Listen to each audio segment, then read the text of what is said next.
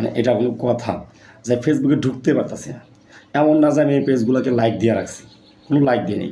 আমি সর্বোচ্চ চেষ্টা করি রিমুভ করার জন্য। একটার পর একটা বিজ্ঞাপন আসতেছে, মানে আমার ফেসবুকে অন্যান্য নিউজ টিউজ বা বিভিন্ন গুরুত্বপূর্ণ পোস্ট আসতেছে না। আমি সবগুলোই কিন্তু হাইড করার চেষ্টা করতেছি। বুঝলাম না মানুষ কী পরিমাণ পাগলামিটা করে, দেখছেন?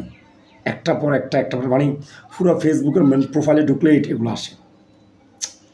এটা আসলে বিজ্ঞাপন, মানে তারা ইনকামের উদ্দেশ্যে এই কাজটা করে ফেলায়। মানে এটা আসলে অতিরিক্ত হয়ে গেল না? খালি এইগুলো আসে, খালি এগুলোই আসে। এগুলো আসলে এটা জুয়াটা হচ্ছে যে টোটালি কেউ লাভবান হবে, কেউ লস হবে। 100 থেকে 90 জনের লস, 10 জনের লাভ। এই গেমসগুলো আসলে কেউ ডাউনলোড করবেন না, ডাউনলোড করলেও খেলবেন না ভাই। টোটালি লস প্রজেক্ট এটা।